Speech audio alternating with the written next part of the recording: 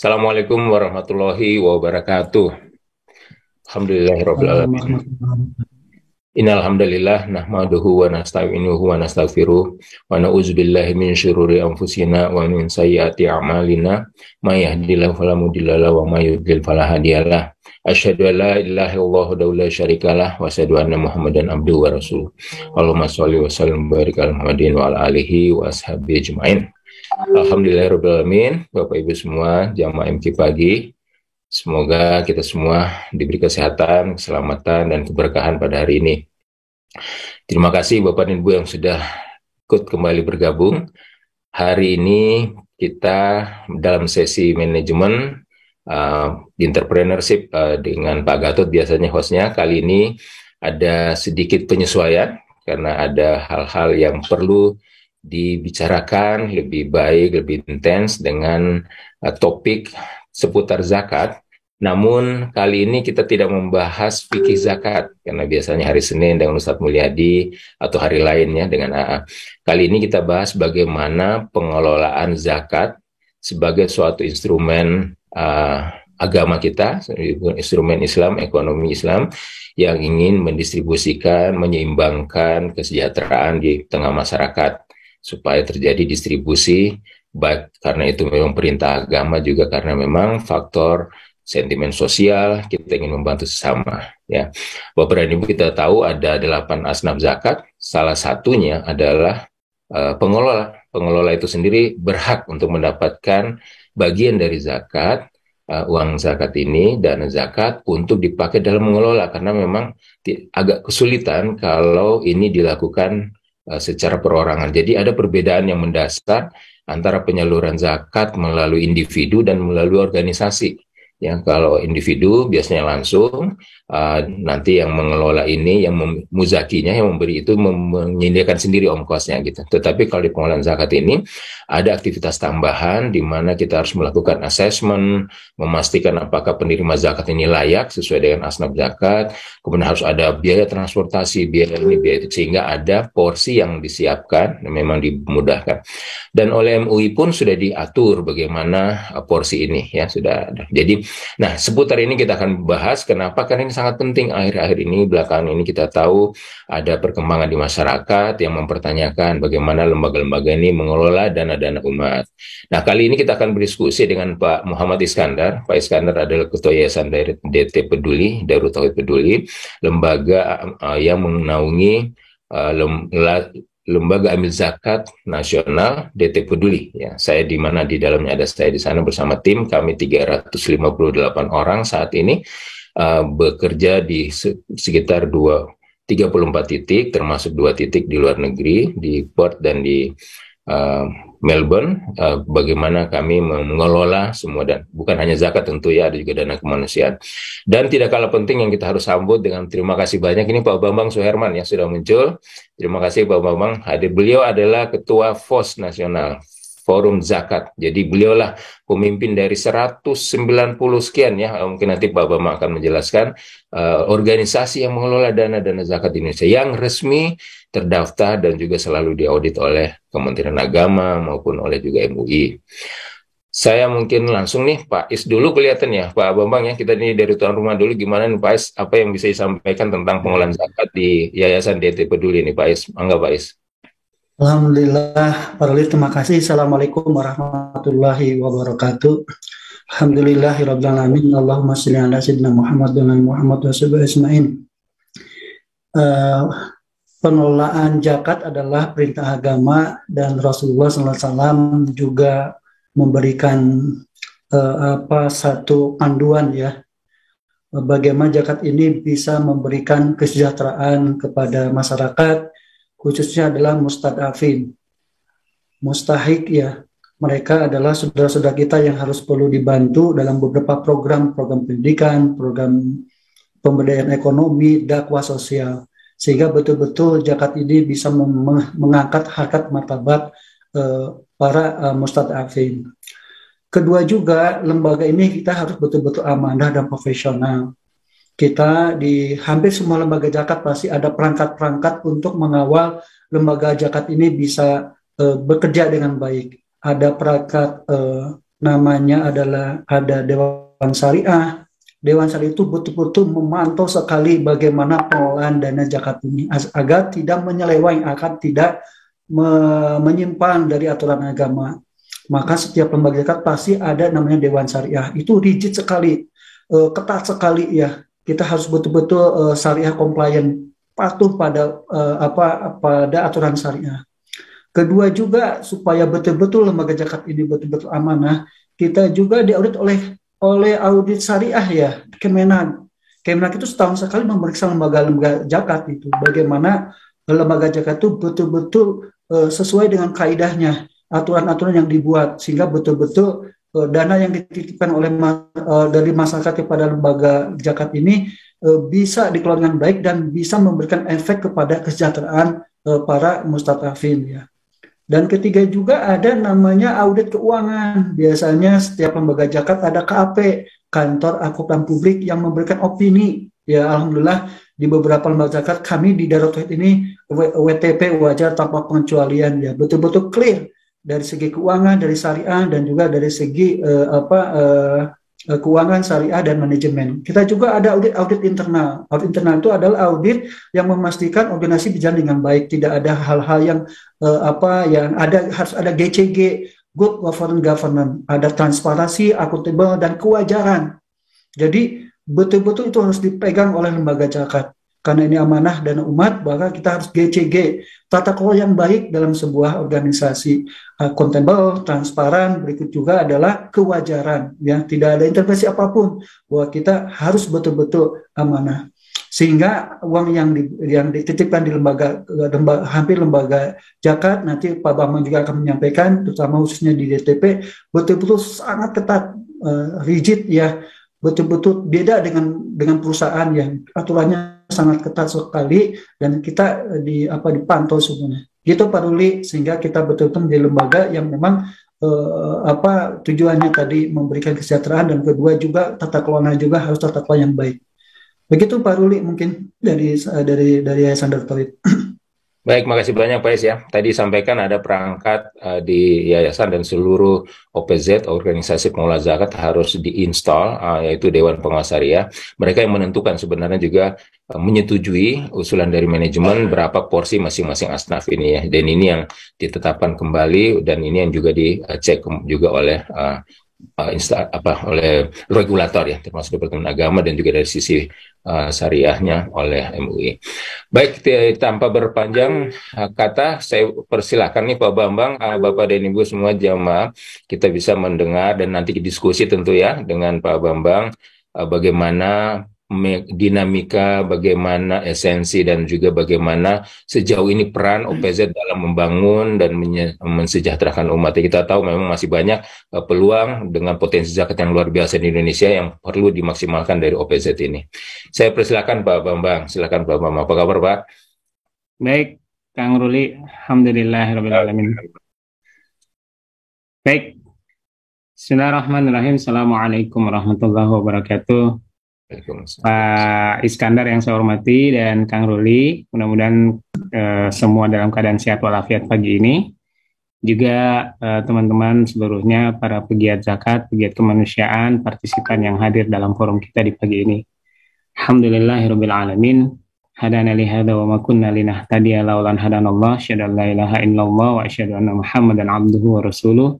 Allahumma salli wa sallim wa barik ala Muhammadin wa ala alihi wa sahbihi ajma'in. Senang sekali karena pagi ini bisa ikut terlibat bersama-sama. Mudah-mudahan ini menjadi pagi yang penuh berkah dengan syiar kebaikan yang kita mulai di awal waktu. Bahwa hari ini kita bicara tentang zakat, sebenarnya bukan isu baru di Indonesia tentu saja. Ini adalah sebuah kearifan kultural, bukan cuma sekedar syariat agama bagi masyarakat di Indonesia, tapi dia adalah modal sosial yang sangat penting dan selama ini sudah digunakan oleh masyarakat Indonesia, terutama umat Islam, untuk banyak sekali hal-hal yang produktif ya sejak zaman dahulu. Kita tahu bahwa sejak zaman perang kemerdekaan, kemudian mengisi kemerdekaan, menjalankan proses-proses menjadi warga negara yang baik dan berkontribusi, selalu melibatkan dinamika zakat di sini. Jadi zakat dalam term perilaku masyarakat Indonesia adalah sebuah kearifan yang sudah berumur cukup panjang. Bahkan dalam sejarah zakat di Indonesia pun, kehadiran pengelola zakat itu secara formal kelembagaan malah diinisiasi oleh masyarakat lebih dahulu. Kita tahu intrinsik di dalam kegiatan ormas-ormas Islam yang menguatkan dakwah syariat zakat itu melekat pekerjaan-pekerjaan amil zakat di dalamnya, walaupun masih dengan mekanisme yang lebih sederhana di awal-awal. Kita mencatat ada misalnya 3 lembaga yang mengelola zakat senior ya, selain ormas tentu saja dalam bentuk kelembagaan. Ada Yayasan YDSF ya, Sosial Al-Falah di Surabaya mewakili model masyarakat. Ada Bamuis BNI mewakili model perusahaan yang concern terhadap dinamika zakat dan kebaikan ini. Dan ada Basis DKI yang mewakili pemerintah. Jadi bahkan representasi 3 unsur pun sudah ada dalam pengelolaan zakat sejak awal. Ini rata-rata usia lembaganya lebih dari 50 tahun, Kang Ruli. Jadi kita semua ini sebenarnya berada dan berbaris di belakang lembaga-lembaga senior ini ya. Walaupun memang dinamika profesionalisme masuk ke dalam pengelolaan lembaga zakat itu baru dimulai di era tahun 90-an dengan lahirnya lembaga-lembaga zakat nasional yang hari ini mengisi dinamika kegiatan zakat di Indonesia. Lalu dibentuk kesadaran bersama untuk saling menguatkan dan saling mempercepat proses belajar dengan membentuk satu forum namanya Forum Zakat. Jadi Forum Zakat ini adalah forum yang hari ini kepemimpinannya sudah masuk ke periode ke-9 dan satu periodenya itu 3 tahun, berarti sudah 27 tahun usia Forum Zakat. Forum Zakat ini sebenarnya adalah satu asosiasi atau forum yang dibentuk oleh lembaga-lembaga zakat dan berisi anggotanya juga lembaga-lembaga zakat yang hadir dengan kesadaran penuh untuk 3 hal. Yang pertama adalah mendampingi lembaga-lembaga zakat beserta amilnya untuk segera mempercepat proses penguatan kapasitas. Jadi ada terminologi capacity building yang selalu menjadi concern utama dalam pengelolaan zakat. Kenapa ini menjadi penting? Sebab kita semua dalam pengelola zakat ini menyadari betul bahwa lembaga zakat yang profesional dan amil yang kompeten itu adalah garansi bagi munculnya kepercayaan publik terhadap lembaga tersebut serta akan menjadi dasar bagi syiar dan meluasnya pengetahuan zakat di masyarakat gitu. Sehingga masyarakat berpaling atau beralih dari kegiatan berzakat sendirian menjadi berzakat melalui lembaga. Kenapa berzakat melalui lembaga menjadi penting? Karena apabila kita melakukan proses pembayaran zakat sendiri-sendiri, tentu saja dia hanya akan melibatkan wilayah terbatas, orang-orang tertentu, dan jumlah sumber daya zakat yang kecil. Kita mungkin bisa secara matematis menghitung bahwa efeknya juga pasti akan sederhana. Nah, kesadaran zakat ini kemudian dibangun di dalam forum zakat dalam bentuk penguatan kapasitas agar dana zakat yang ada di masyarakat itu mampu dioptimalkan semaksimal mungkin untuk memberikan dampak positif bagi pengentasan atau pengolahan kemiskinan di Indonesia.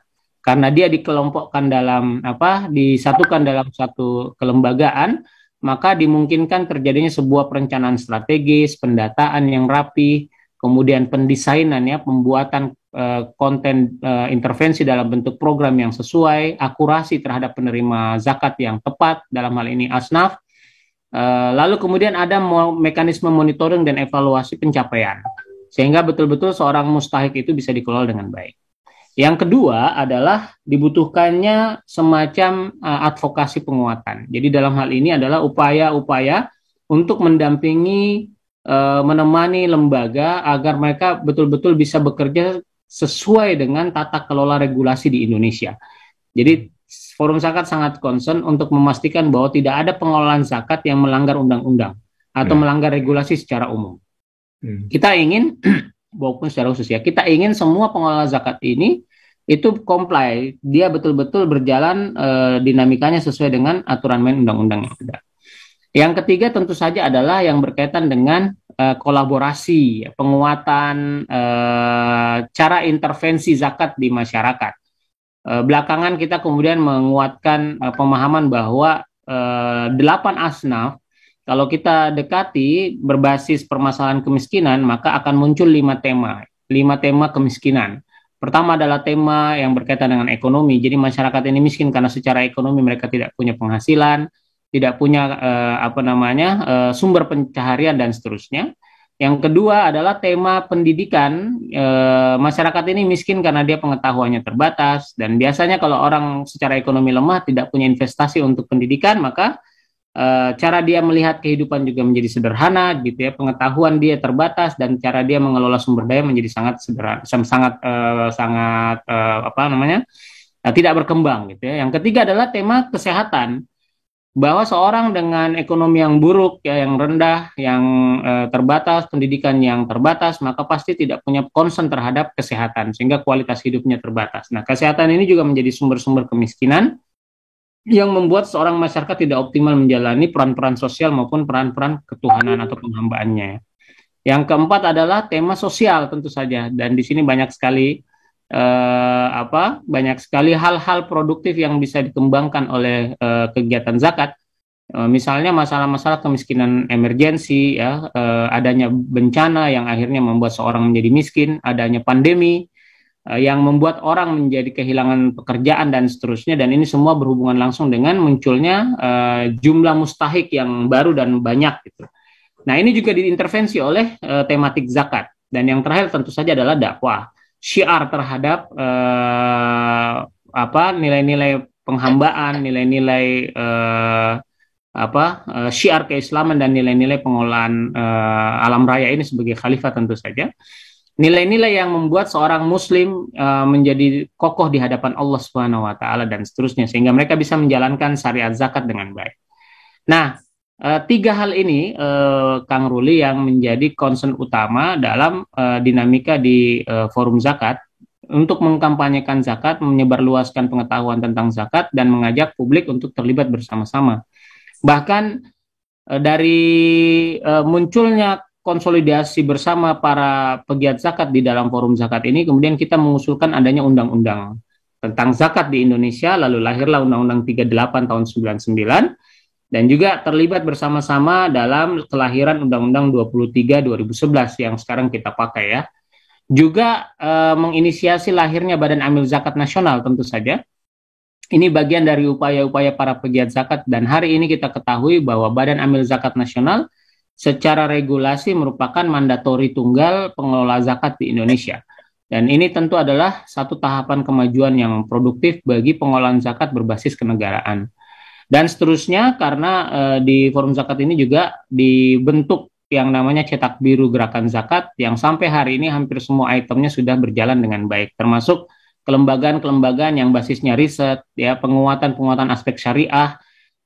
Hari ini alhamdulillah Majelis Ulama Indonesia menjadi bagian dari MPO Forum Zakat, terlibat secara intens dalam komunikasi bersama dan penguatan aspek-aspek syariah zakat di Indonesia.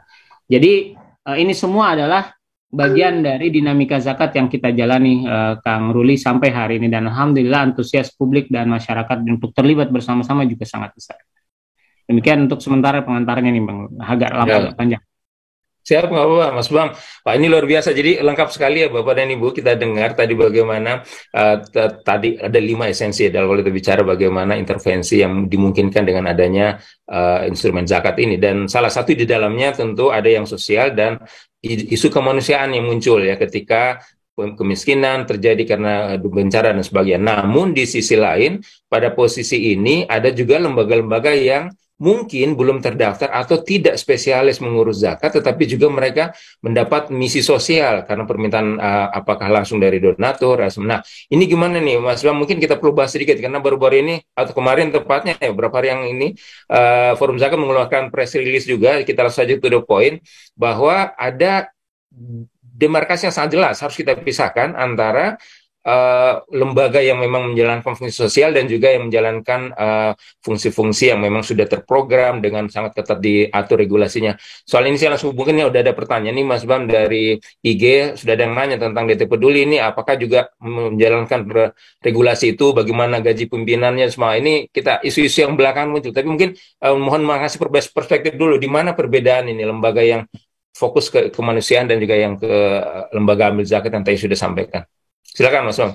Baik, iya Bapak Ibu sekalian, memang kita 2-3 hari belakangan ini diramaikan oleh liputan majalah Tempo tentang akuntabilitas lembaga kemanusiaan ya, yang memiliki catatan krusial tentang penggunaan porsi biaya operasional untuk lembaga berbanding dengan biaya-biaya atau dana-dana yang harus disalurkan. Nah, saya ingin memperjelas sedikit bahwa di Indonesia pengelola tema kemanusiaan itu ada 2 regulasi ya, yang kita semua ini lembaga zakat itu masuk dalam sektoral Kementerian Agama. Regulasinya adalah Undang-Undang 23 nomor 2011. Ini diatur dengan sangat ketat oleh negara ya, karena status lembaga-lembaga zakat ini secara regulasi, secara regulatif itu adalah pembantu ya, walaupun di putusan MK di judicial review undang-undang ini, Undang-Undang 23, statusnya tetap setara, tapi klausulnya menetapkan bahwa mandatoris pengelola zakat di Indonesia itu adalah Badan Amil Zakat Nasional, dan lembaga-lembaga amil zakat itu hadir untuk membantu penyelenggaraan zakat di Indonesia. Nah, tentu saja proses-prosesnya itu kemudian dilengkapi dengan aturan-aturan main lapangan, ya, termasuk dalam hal ini ada PP, lalu peraturan pemerintah, lalu ada Perbasnas, bahkan belakangan muncul juga sertifikat kompetensi ya, SKKNI, sebagai standar kompetensi para amil pengelola zakat di lembaga-lembaga resmi dan seterusnya. Nah, ini sangat ketat. Dalam tata kelola keuangan juga diatur melalui PSAK 109, sehingga ada semacam panduan kewajaran, panduan etis, ya, panduan administrasi profesional keuangan dan seterusnya, yang memungkinkan bagi lembaga zakat untuk mengambil porsi dan maksimal dari porsi yang dibolehkan oleh regulasi dalam hal ini Perbasnas itu hanya 12,5% ya untuk untuk konten zakat, dan maksimal 20% untuk konten infak apapun tematiknya. Di beberapa lembaga bahkan secara mandiri melakukan proses pengetatan untuk memberikan aspek etis kewajaran, sebab bagaimanapun amil ini bukan pemilik dana zakat, dia adalah fasilitator penyalur zakat. Bahkan amil masuk dalam asnaf itu artinya apa? Itu bukan karena amil ini memiliki standar atau status lebih di antara mustahik yang ada gitu. Amil ini setara dengan mustahik yang ada, sama statusnya, juga dibiayai oleh zakat yang sama. Supaya apa? Supaya amil ini tahu bahwa dia bukan lebih tinggi daripada mustahik, dia juga tidak lebih baik, tidak lebih mulia daripada mustahik. Justru dia bertanggung jawab untuk memastikan bahwa mustahik yang ada itu mustahik yang mampu dilayani dengan baik semaksimal mungkin. Nah, dalam konteks ini maka Forum Zakat memastikan aspek akuntabilitas pengelolaan lembaga zakat berbasis biaya operasional tidak melebihi apa yang ditetapkan oleh negara. Nah, Kang Ruli, adapun kasus yang dimunculkan oleh majalah Tempo itu lebih mengarah kepada institusi kemanusiaan. Makanya di dalam press release lembaga zakat di poin kelima, Forum Zakat menegaskan bahwa aturan main yang berjalan di lembaga zakat itu sangat ketat, berlapis, tidak memungkinkan bagi pengelola zakat untuk melakukan proses-proses kreasi ya dalam bentuk penyimpangan untuk menambah atau memperbesar porsi apapun yang sudah diatur oleh regulasi. Nah, sementara kasus aksi cepat tanggap yang hari ini menjadi ramai dalam perbincangan ini adalah skema kelembagaan kemanusiaan. Ini dinyatakan langsung oleh Presiden Direktur ACT ya, Mas Ibnu, di dalam press conference ACT beberapa hari lalu berkaitan dengan kasus ini, bahwa ACT bukan lembaga zakat, melainkan lembaga kemanusiaan. Nah, untuk lembaga kemanusiaan, ini sektoral kementeriannya ada di Kementerian Sosial, undang-undangnya Undang-Undang tahun 61 ini relatif cukup tua, lalu tata perizinan untuk pengelolaan dana publiknya diatur oleh PSAK 45, serta Undang-Undang pengumpulan uang dan barang. Ini skemanya sangat berbeda dengan skema lembaga zakat, Kang Ruli. Maka saya ingin menegaskan juga di forum ini kepada seluruh masyarakat yang memantau perkembangan kasus terakhir, insya Allah mekanisme kelembagaan di pengelolaan zakat di Indonesia itu relatif disiapkan dalam format yang cukup berlapis di aspek pemantauan, ya, pengontrolan dan seterusnya. Bahkan Forum Zakat sebagai asosiasi lembaga-lembaga pengelola zakat di Indonesia juga terlibat sangat aktif untuk memastikan bahwa tidak ada pelanggaran-pelanggaran moral, etis, serta pelanggaran-pelanggaran profesional yang dilakukan oleh lembaga-lembaga zakat hari ini.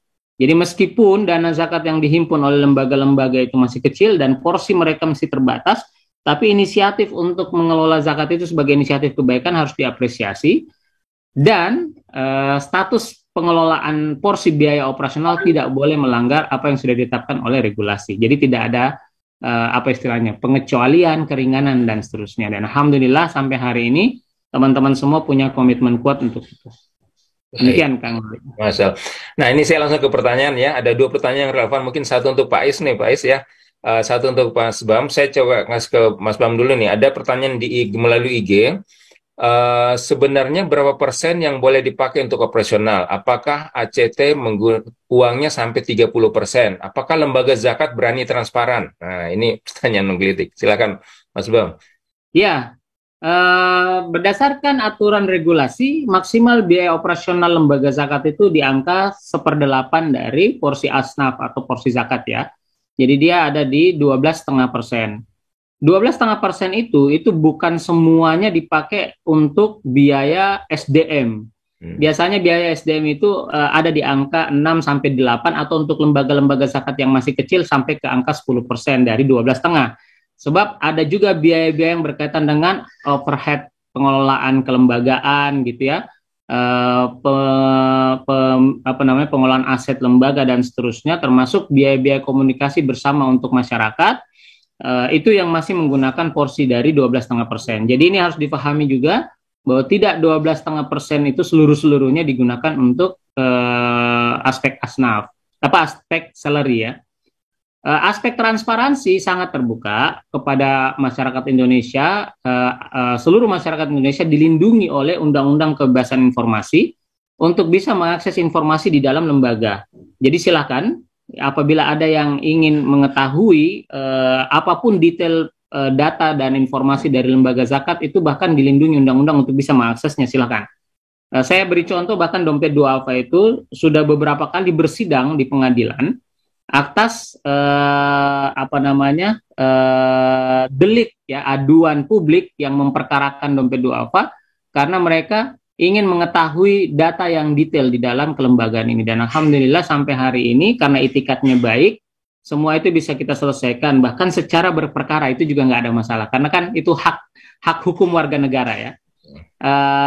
Masyarakat juga perlu tahu bahwa dalam proses transaksi dana-dana zakat di lembaga, para muzaki ini juga mendapatkan perlindungan secara hukum ya. Biasanya lembaga-lembaga ini mengacu pada undang-undang yang melindungi kerahasiaan data nasabah di perbankan. Sehingga perlu diketahui bahwa tidak semua data bisa diekspos ke publik karena memang ada undang-undang yang mengaturnya, tetapi bukan berarti tidak boleh diakses atau tidak bisa diakses. Itu bisa diakses oleh masyarakat. Jadi kalau aspek transparansi yang dituntut kepada lembaga zakat, insya Allah nggak ada masalah. Biasanya begini, dalam 2 periode dalam 1 tahun, di pertengahan dan di akhir, lembaga-lembaga zakat akan menyajikan laporan kelembagaannya. Ya, di akhir tahun ada yang namanya public expose. Nah, di situ bahkan secara terbuka masyarakat mengundang lembaga zakat mengundang masyarakat terutama teman-teman dari media untuk ikut terlibat mengevaluasi, mengkritisi apa yang terjadi di sebuah lembaga, capaiannya bagaimana, penggunaan dana-dananya bagaimana, dan seterusnya. Dan itu bersifat formal. Di internal lembaga ada cukup banyak mekanisme yang mengatur tentang aspek tata kelola, transparansi, dan akuntabilitas ini. Ya, kalau Bapak Ibu adalah donatur dari sebuah lembaga, bahkan itu punya hak istimewa ya, hak privilege untuk mengetahui dengan detail apa yang sedang dilakukan oleh sebuah lembaga. Maka lembaga-lembaga di bawah Forum Zakat ini kita arahkan untuk betul-betul melakukan proses transparansi kepada para donatur dan konstituen utamanya melalui mekanisme komunikasi intensif. Jadi ada blasting email, ada chat melalui WA, ada hotline telepon yang bisa diakses terbuka setiap saat dan seterusnya, yang merupakan bentuk-bentuk pertanggungjawaban publik dari lembaga zakat kepada masyarakat. Kami saat ini sering menegaskan kepada seluruh pengelola zakat di Indonesia untuk melibatkan donatur, baik mustahik maupun muzaki ya, melibatkan konstituen zakat maksud saya, agar bersama-sama mereview apa yang terjadi di lembaga kita ya. Jadi itu adalah satu keunggulan lembaga kita hitungnya. Jadi lembaga yang memiliki cukup banyak akses bagi masuknya pelibatan muzakinya ke dalam lembaga tersebut, maka lembaga itu kita tetapkan sebagai lembaga dengan status pengelolaan manajemen kelembagaan yang baik. Jadi bukan justru sebaliknya ya, justru eksklusif, merasa tidak perlu dikontrol oleh masyarakat, tertutup, kemudian di dalamnya punya kewenangan besar untuk mengelola semau apa yang diinginkan oleh si pengelola lembaga. Bukan demikian. Insya Allah di zakat ini aspek-aspek kontrol ini sangat ketat.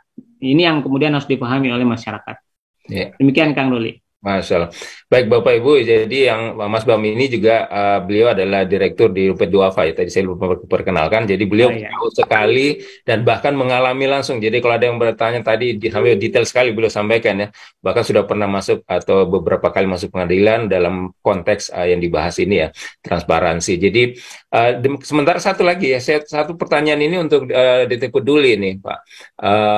Apakah di DT sama seperti yang lagi ramai di media? Dana zakat dipakai untuk usaha dan duitnya dipakai buat petingginya. Nah, ini perlu dijelaskan. Mungkin Pak Is ada kesempatan mau menyampaikan Pak Is.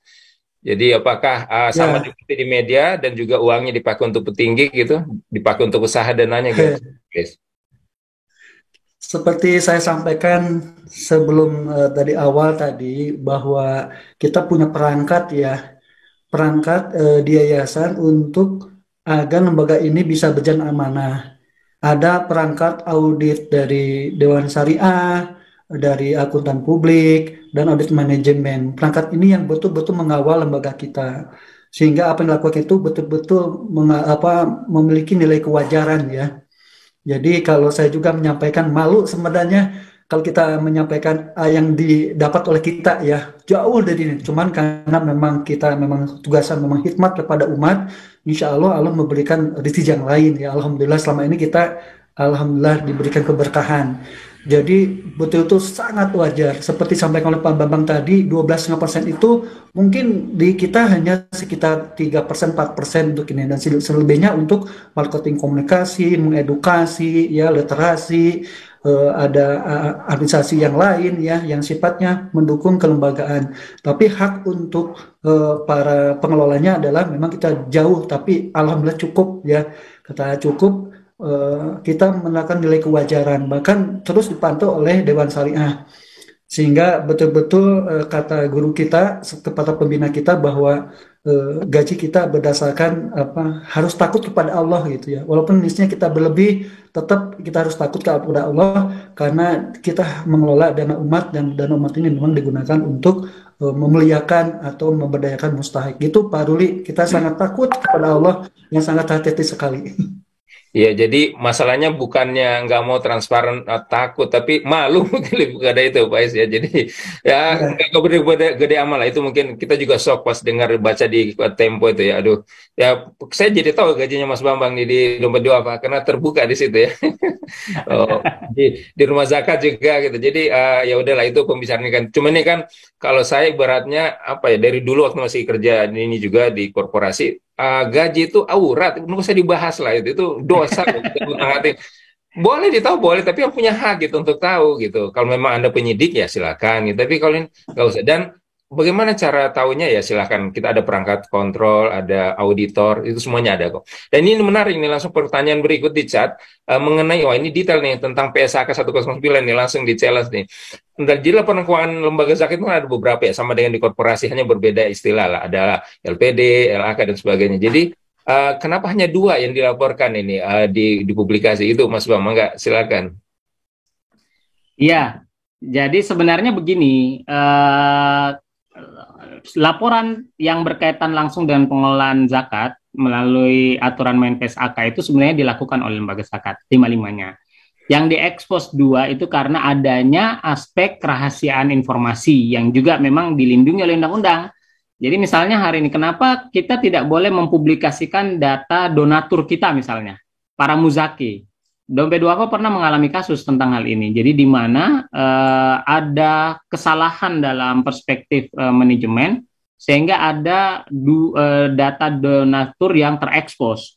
Efeknya adalah begitu diakses oleh publik, ini saya ingin mengingatkan juga bahwa yang mengakses informasi di lembaga zakat tidak semuanya mustahik, tidak semuanya muzaki istilahnya. Ada juga yang dalam istilah kita itu apa istilahnya ya? Gitu ya. Ada masyarakat, kelompok-kelompok masyarakat yang mengatasnamakan mustahik, kira-kira gitu Kang. Jadi dia datang hadir mengadvokasi berdasarkan data yang dianalisis dari lembaga. Nah begitu dia mendapatkan data muzaki, dia langsung direct ke muzakinya. Jadi kan kita nggak mau kalau muzaki kita itu terganggu akibat kesalahan informasi yang kita ekspos di publik. Lalu orang-orang datang ke dia gitu karena menganggap dia adalah seorang muzaki gitu ya, yang punya aset dan seterusnya, punya harta berlebih, lalu menyusahkan kehidupan mereka. Nah ini yang perlu kita jaga. Sehingga mekanisme pelaporan secara terbuka itu dilakukan melalui dua model laporan, tetapi bagi masyarakat yang membutuhkan kelengkapan pelaporan seluruhnya itu dimungkinkan oleh undang-undang dan boleh datang ke lembaga untuk menuntut agar secara profesional lembaga menyajikan laporan-laporan tersebut kepada masyarakat yang membutuhkannya. Tentu saja dengan mekanisme yang eksklusif ya, karena bagaimanapun tata kelola kelembagaan adalah sebuah pola dan model manajemen yang tidak bisa diekspos secara langsung terbuka ke masyarakat. Nah ini yang menurut saya perlu dipahami juga oleh masyarakat. Jadi bukan karena ada etikat ingin menyembunyikan laporan, ya. Demikian Kang Ruli. Baik, makasih. Jadi Bapak dan Ibu, kita tinggal ada waktu 5 menit. Di chat masih di IG terutama masih ada pertanyaan umum tentang ACT, mungkin tidak langsung ke sana. Yang kedua juga ada tentang kurban. Nanti selalu ada dialog ya selama 1 minggu ini sampai nanti hari Tasyrik itu kita masih ada dialog jam 6 sampai jam 7. Jadi Bapak dan Ibu yang masih punya pertanyaan tentang kurban nanti akan didiskusikan setelah ini dengan Ustadz Tauhid dan Dewan Syariah DT Peduli, ada Ustadz Ali Nurdi dan Ustadz Mulyadi nanti jam 6. Dan kita tersisa 5 menit. Mungkin Pak Is ada yang mau disampaikan? Silakan Pak Iskandar kalau ada yang mau disampaikan lagi. Ya, Bismillah. Jadi zakat adalah instrumen pembiayaan untuk pemberdayaan masyarakat, terutama mustahik ya. Jadi peran zakat ini sangat luar biasa sejak zaman Rasulullah, bagaimana zakat atau keuangan Islam ini menjadi instrumen pembiayaan ekonomi masyarakat ya, tapi masih dalam kaidah-kaidah aturan atau fikih yang dibolehkan. Makanya di sini ada Dewan Syariah. Jadi posisi zakat itu memang zaman dulu menjadi instrumen pembiayaan untuk pemberdayaan masyarakat, terutama yang mustahik. Sehingga karena memang ini instrumen, maka harus diatur dalam beberapa peraturan-peraturan agar niat mulia ini bisa berjalan dengan baik ya, transparan, akuntabel dan nilai kewajaran. Sehingga adapun masa-masa yang kemarin mungkin tidak digeneralisir ya, tapi kita di VOS ya, yang memang perkumpulan lembaga-lembaga zakat ini adalah satu organisasi yang mengawal cita-cita luhur dari lembaga zakat. Nah, kami di lembaga zakat juga dilengkapi dengan instrumen-instrumen agar lembaga ini bisa berjalan dengan profesional dan amanah. Ada instrumen seperti tadi, ada audit syariah, ada audit manajemen, dan ada audit keuangan. Sehingga semoga cita-cita luhur ini bisa berjalan dengan baik dan menurut sesuai dengan kaidah fikih dan hukum positif. Itu Pak Ruli mungkin. Terima kasih banyak Pak Is. Ini cukup jelas ya Bapak dan Ibu, penegasan dari Pak Iskandar selaku Ketua Yayasan DT Peduli, salah satu lembaga amil zakat yang dapat amanah. Silakan mungkin statement terakhir juga dari Mas Bam, apa yang ingin disampaikan, penegasan dan sebagainya. Silakan. Baik, menurut saya hari ini Bapak Ibu sekalian, apa yang terjadi di kasus terakhir yang menimpa lembaga kemanusiaan ACT menjadi pelajaran bagi kita semua tentang kontrol, bahwa selain lembaga, masyarakat pun punya peran kontrol yang sangat produktif, dan kita berharap masyarakat ikut terlibat secara aktif untuk memainkan peran kontrol tersebut. Nah, mudah-mudahan dengan cara seperti itu, aspek tata kelola kelembagaannya kita tingkatkan menjadi lebih profesional, tetapi aspek pelibatan masyarakat dalam mengontrol perjalanan proses kelembagaan itu juga muncul dan lebih ditingkatkan, sehingga nanti hal-hal yang terjadi kemarin tidak terulang lagi, insya Allah. Yang kedua, di lembaga zakat saya tekankan sekali lagi bahwa aspek kontrol ini berlapis melalui regulasi yang ketat. Jadi insya Allah, karena ini adalah dana syariat ya, ini bukan cuma sekedar donasi, tapi juga adalah syariat tentang zakat seorang muslim, maka peran amil, kalau kata Jim itu kakinya satu sudah di neraka, yang satu belum pasti keluar dari atau masuk surga gitu ya. Jadi kalau dia pun bisa menyelesaikan tanggung jawabnya, minimal dia tidak masuk neraka, tapi belum tentu masuk surga. Jadi konteks ini yang kemudian perlu diingatkan oleh kita semua untuk berhati-hati. Saya rasa profesionalisme adalah jawaban untuk itu semua. Baik, gitu ya. Saya mohon maaf ini video saya agak bermasalah. Mesti dengar suara saya ya? Masih, Kang Ruli. Baik, saya coba masuk dari yang lain. Baik, Bapak dan Ibu, terima kasih banyak. Perlu ditegaskan dan sudah tadi ditegaskan bagaimana keterlibatan lembaga zakat dan juga bagaimana keterlibatan lembaga kemanusiaan seperti ACT dan semua lembaga yang ingin menjalankan fungsi filantropi. Tentu elemen kontrol disimpulkan oleh Mas Bam.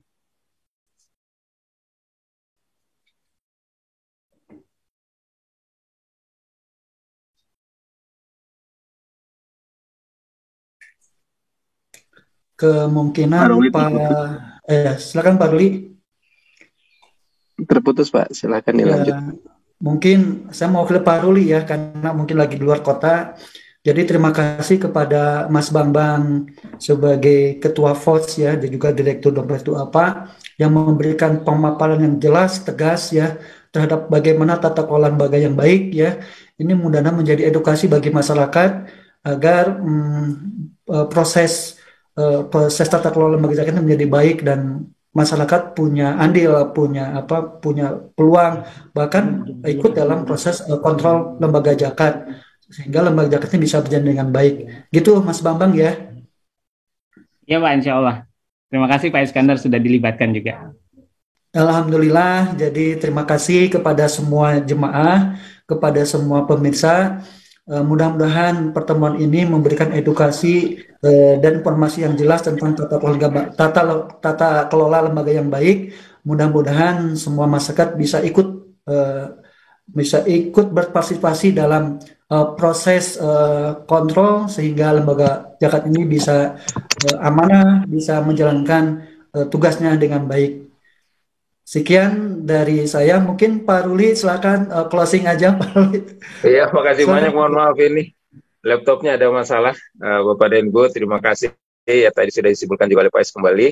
Alhamdulillah kita bisa dapat ilmu pagi ini, dan terima kasih banyak Pak Bambang Suherman dengan sangat tegas, sangat lugas, dan sangat concise bagaimana menjelaskan peran organisasi pengelola zakat. Mudah-mudahan ke depan kita bisa diskusi kembali.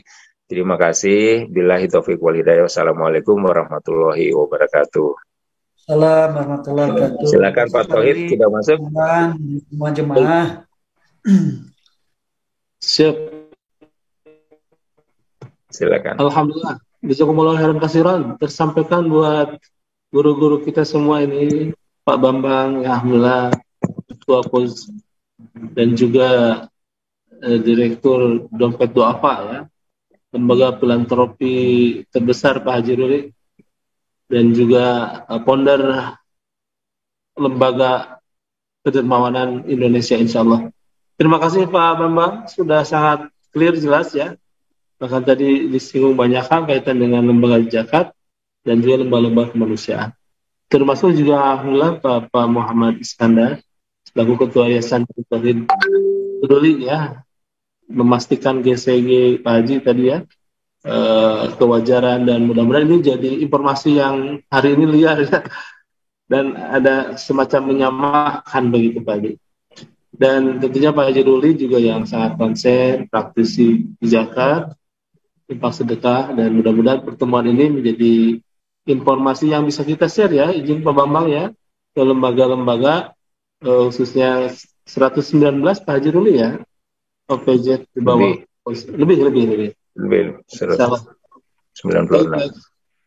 Terima kasih, dan izin melanjutkan Pak Bambang, di DT Peduli sendiri ada program konsultasi kurban Pak sepekan.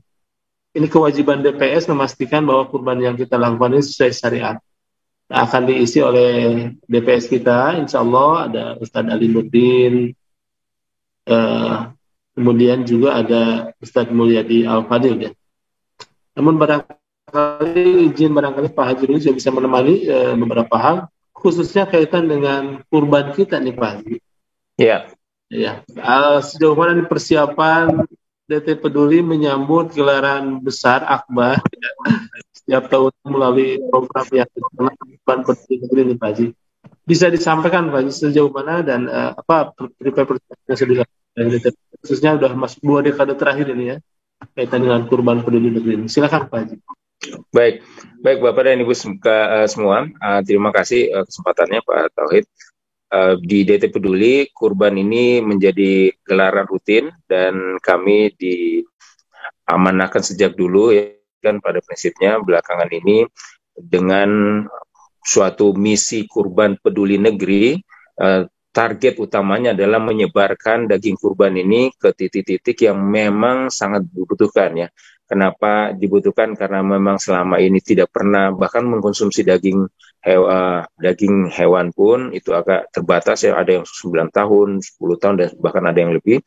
Atau yang kedua memang bukan konsumsi sehari-hari, sehingga kurban tidak hanya amanah untuk sebagian yang muqarrib yang menjalankan syariat Islam, tapi juga buat penerimanya adalah sesuatu yang bisa setahun sekali dinikmati sebagai bagian daripada rasa syukur, dan mereka juga bersyukur karena bisa menikmati makanan yang tambahan dari yang biasanya.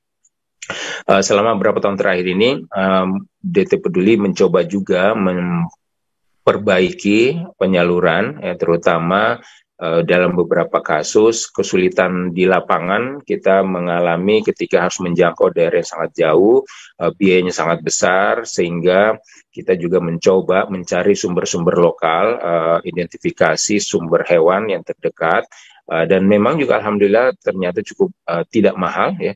Dan yang kedua juga di sana ketersediaan support juga sangat baik. Kenapa? Karena kita melakukan titik penyembelihannya di lokasi ya, di dekat sana. Jadi kami menyebutnya Kurban Fest. Kurban Fest ini saat tahun ini di 20 sekian titik ya, Tahun lalu agak kesulitan karena kita ada keterbatasan PPKM dan PSBB ya saat tahun 2020. Nah, tahun ini kita alhamdulillah sudah bisa. Dan yang kedua, khusus tahun ini sejak setelah berapa tahun diikhtiarkan, tahun ini kita sudah menggunakan teknologi digital, sudah lebih baik identifikasi hewan kurban yang dari hasil pemberdayaan DT Peduli itu diidentifikasi, kemudian nanti waktu ditransportasi atau dikirim ke titik penyembelihan itu sangat terkontrol karena menggunakan ear tag-nya dipasang QR code. Kemudian juga untuk yang dari vendor yang lain ya. Kemudian juga fungsi QC diperkuat sehingga kami sangat berharap dengan perubahan-perubahan ini, penguatan daripada program ini mencegah supaya tidak banyak yang mungkin tersia-siakan, itu bisa dikurangi.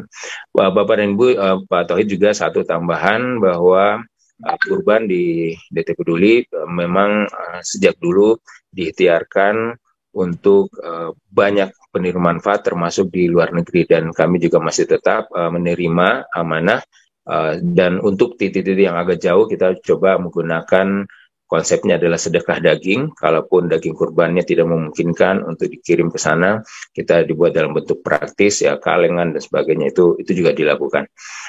Sementara gitu Pak Tauhid, terima kasih. Baik. Hadir juga Pak Ihsan ya, Pak Muhammad Ihsan, Direktur Program kita nih Pak Haji. Ya, silakan, saya ada tambahan dari Pak Ihsan. Alhamdulillah ya, izin Pak Ihsan bisa di unmute ya. Baik Pak Ihsan. Alhamdulillah beliau adalah Direktur Program DT Peduli ya. Izin Pak Ihsan menyampaikan kenapa kita kurban melalui DT Peduli. Barangkali arahan desain yang bisa. Baik, terima kasih banyak Ustaz Tauhid, Pak Jiruli, dan sahabat-sahabat semua yang menyaksikan MK pagi ini. Izin menyampaikan ada satu literasi yang disampaikan oleh IDEAS yang ini menjadi bahan kajian kita bersama, Ustaz Tauhid. Itu ternyata potensi kurban di tahun 2022 ini secara ekonomi sangat tinggi, sampai potensinya itu di angka sekitar 24,3 triliun perputaran uangnya. Kalau di tahun 2021 itu terdefinisikan di angka 22,3 triliun, dengan total di 2021 itu ada 2,1 juta orang yang berkurban ya, dengan menghadirkan di angka sekitar 100,9 ribu ton daging kurban. Nah, kalau potensi di 2022 tadi disebutkan di angka 24,3 triliun perputaran uangnya, dan kemudian dengan jumlah 2,17 juta orang mukorib dengan daging kurbannya di angka sekitar 106,2 ribu ton. Nah, ini kalau kemudian kita pelajari kemudian selanjutnya, ternyata kurban ini 75%-nya itu berasal dari mudhohi yang berada di sekitaran Jawa, Ustaz Tauhid. Wabil khusus di wilayah-wilayah daerah-daerah yang sangat memungkinkan ya, daerah aglomerasi di daerah Jabodetabek, kemudian Bandung Raya, Surabaya Raya, dan yang lainnya. Nah, sehingga perputaran ekonomi ini pun berputarnya masih banyaknya di wilayah Jawa. Oleh karenanya hadirnya DT Peduli dengan program Kurban Peduli Negeri ini ikhtiarnya adalah untuk memeratakan potensi ekonomi dan kemudian juga potensi persebaran dari protein hewani itu, seperti yang tadi Pak Haji sampaikan. Nah, dengan program Kurban Peduli Negeri yang saat ini DT Peduli hadirkan dengan konsep kurban maksimal semakin banyak amal gitu tadi ya. Jadi ada 4 keuntungan yang hadir. Yang pertama adalah multi manfaat dengan program Kurban Peduli Negeri ini. Multi manfaat yang pertama, dengan Kurban Peduli Negeri melalui DT Peduli, kita juga ikut membantu masyarakat yang berprofesi sebagai peternak di wilayah-wilayah. Karena kita konsentrasinya bukan hanya di Jawa, tapi kita juga konsentrasi di wilayah luar Jawa, khususnya di wilayah timur yang saat ini kami sedang sangat konsentrasi ya, kita sangat konsolidasi di wilayah Sulawesi, Maluku, Papua, NTB, dan yang lainnya. Jadi peternak-peternak tersebut menjadi bagian terintegrasi di program ini. Kita beli dan kita menghadirkan peternakan bersama mereka, dan kemudian ini diakomodir dalam program Kurban Peduli Negeri ini. Itu yang pertama, multi manfaat. Yang kedua, hadirnya Kurban Peduli Negeri ini juga kami artikan sebagai bagian dari ikhtiar kita untuk menghadirkan kebersamaan bersama sahabat difabel, Ustaz. Ya. Jadi biasanya kan banyak lembaga termasuk kita pun beberapa tahun yang lalu mempergunakan plastik ya untuk tempat dagingnya. Nah, tahun sekarang kita mengurangi penggunaan plastik karena juga tidak ramah lingkungan. Kita menggunakan besek ya dari kayu, dari dari bambu ya, dari rotan bambu, dan kemudian apronnya segala macam itu dibuatkan oleh sahabat-sahabat difabel, sehingga kemanfaatannya bukan hanya sebatas kurban, tapi juga bisa menghadirkan kebersamaan bersama sahabat difabel.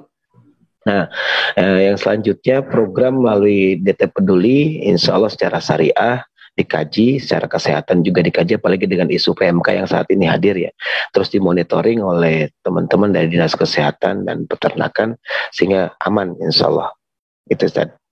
Jadi alasannya kenapa kurban melalui DT Peduli, karena tadi multi manfaat, kemudian secara syariah, dan yang terakhir ada ketersebarannya sampai ke pelosok. Jadi insya Allah tahun sekarang kita menghadirkan kebersamaan program kurban ini di 34 provinsi di wilayah-wilayah, dan memang kami menemukan banyak wilayah yang banyak sekali yang belum tersentuh, atau kalaupun belum tersentuh dengan program kurban jarang sekali.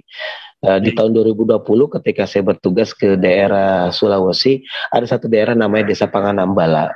Ada Panganambala itu sampai menyampaikan selama mereka tinggal di sana belum pernah ada yang kurban satupun. Kami bawa sapi ke sana, menyampaikan 39 tahunan mereka baru pertama ini mendapatkan kurban dalam bentuk sapi. Masya Allah. Sangat bersyukur masyarakat di Indonesia, khususnya di pedalaman, tentang kurban peduli negeri yang dijalankan oleh DT Peduli dari amanah jamaah Darut Tauhid. Terima kasih banyak Ustaz. Itu dari saya. Baik Pak. Masya Allah Pak Ihsan ya. Multi manfaat juga memberdayakan, dan salah satunya juga Pak Ihsan, informasi yang kita dapati kaitan dengan kurban peduli juga tak hanya menyentuh di pelosok negeri ya, dengan saluran-saluran seperti halnya Pak Kumis ya, pada kaum miskin terpencil atau daerah bencana, tapi juga tershare kepada solidaritas muslim dunia, betul Pak Ihsan ya, termasuk daerah muslim yang hari ini juga terkena konflik ya. Betulkah demikian Pak Ihsan? Boleh diklarifikasi silakan. Ya, alhamdulillah untuk tahun 2022 ini kurban DT Peduli selain hadir di pelosok Indonesia juga hadir di 4 negara yang lain, yaitu di Palestina, kemudian di Somalia, karena memang Palestina wilayah yang terus ya sampai saat ini masih menjadi daerah konflik dan kita harus membantu di sana. Somalia daerah yang masih dikategorikan sebagai negara miskin yang juga konflik kemanusiaan di sana. Kemudian kita juga hadir di Bangladesh dan di Jordania, Ustaz. Jadi bersama sahabat-sahabat Muslim yang membutuhkan di sana, dan alhamdulillahnya ini bukan program pertama buat Darut Tauhid di 4 negara tersebut. Beberapa program reguler hadir di sana, seperti di Palestina ada Masjid Darut Tauhid dengan Baitul Quran ya, kemudian juga ada program pelatihan keahlian untuk para ibu-ibu dan juga beberapa program beasiswa di sana. Kemudian di Jordan juga ada klinik kesehatan kita dalam bentuk mobil yang bisa bergerak mobile ya ke beberapa pemukiman daerah-daerah pemukiman ini sahabat-sahabat refugees di sana. Kemudian di Bangladesh ya pengungsi di Bangladesh, dan juga terakhir di Jordania tadi ya disebutkan. Baik Pak Ihsan, Masya Allah, mudah-mudahan dimudahkan. Amin, mohon doanya Ustaz Tauhid dan semuanya. Insya Allah, karena yang di bukan 1, 2, 10 kambing ya, hampir setara 1.600-an kambing ya Ustaz Ihsan ya, yang memang hari ini disebarkan melalui kurban peduli negeri. Masya Allah. Jazakumullah khairan katsiran Pak Ihsan menyempatkan untuk hadir. Siap Ustaz, terima kasih banyak atas kesempatannya. Dan tetap menyimak ya insya Allah kaitan konsultasi kurban bersama DPS, Dewan Pengawas Syariah. Demikian Lajnas itu Ustadz ya, memang perangkatnya sangat lengkap tadi Pak Bambang sampaikan ya, termasuk adanya pengawasan dari sisi kesyariahan. Ustadz Mulyadi ya, izin dibantu untuk di unmute ini. Ustadz Mulyadi sudah hadir. Assalamualaikum Ustadz. Ya. Iya. Baik. Waalaikumsalam warahmatullahi wabarakatuh. Sehat Ustaz ya? Alhamdulillah. Tadi agak Terima kasih Pak Ihsan. Mohon maaf saya agak terlambat baru selesai di sini. Ya, Ustaz bahkan banyak umat ya, insya Allah. Tidak mengurangi rasa hormat dan juga mungkin 40 menit ke depan kita akan sama-sama bersamai kembali Ustaz ya. Ya, konsultasi kurban ini karena juga kurban adalah salah satu syariat yang memang ada aturan yang mengikat ya Ustaz ya. Seperti halnya pertanyaan dari yang bisa dilontarkan melalui IG, medsos, ataupun di Zoom dipersilakan karena ini sifatnya konsultatif, bisa berlangsung diskusi Ustaz. Ini apa sih syarat-syarat untuk kurban terbaik itu Ustaz? Ini pertanyaan dari masyarakat yang kemarin juga belum sempat terbahas. Silakan Ustaz. Terkait dengan hewannya ya, pertama mungkin hewannya dulu nih Ustaz Tauhid ya. Bagaimana kita harus atau dianjurkan ya untuk menggunakan atau melakukan kurban ini dengan yang terbaik. Nah itu ada perintahnya dan contohnya dari Rasulullah.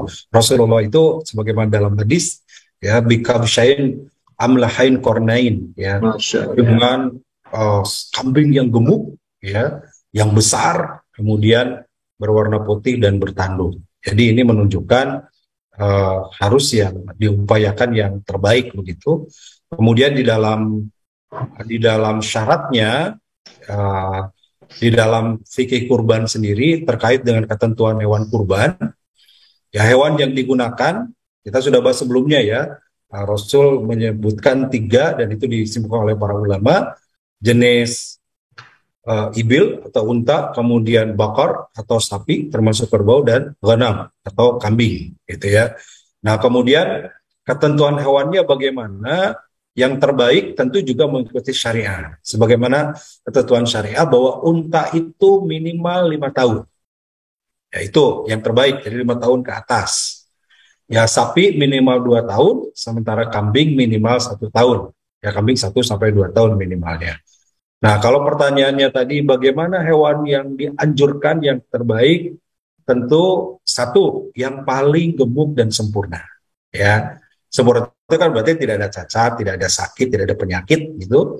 Ini hewan yang sempurna dan gemuk. Tentu makin gemuk makin banyak dagingnya. Jadi tidak usah berkecil hati bagi yang gemuk. Ya. Kalau musim kurban mah paling dicari. Gitu ya. Kemudian yang kedua hewan kurban yang paling utama tadi disebutkan adalah unta, kemudian sapi, kemudian kambing. Kenapa? Merujuk kepada hadis wal budna ja'alna lakum min syairillah. Ya. Jadikan unta itu sebagai syiar-syiar Allah. Kemudian Ibnu Mas'ud dan kawan-kawan para sahabat pernah berkurban, kami berserikat nanu musyariku fi ajhal ibil ya, pada saat kami bersama Rasulullah dalam perjalanan kami berkurban dengan seekor sapi, artinya seekor unta, artinya unta lebih utama. Ada juga yang mengambil pendapat kambing lebih utama ya, karena Rasulullah menyembelihnya kambing. Jadi ini silahkan. Kalau saran saya sesuai kebutuhan saja atau sesuai kemampuan. Saya mampunya kambing, mau sapi berserikat ya, bertujuh bersama-sama kolektif silakan gitu ya. Nilai manfaatnya bagaimana? Ada daerah tertentu yang sulit mencari kambing, banyaknya sapi, ya sudah sapi saja.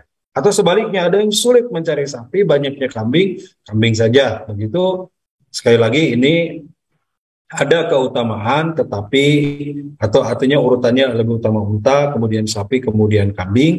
Ada juga yang menyebutkan kambing, kemudian sapi, kemudian unta. Silahkan mengikuti yang mana saja.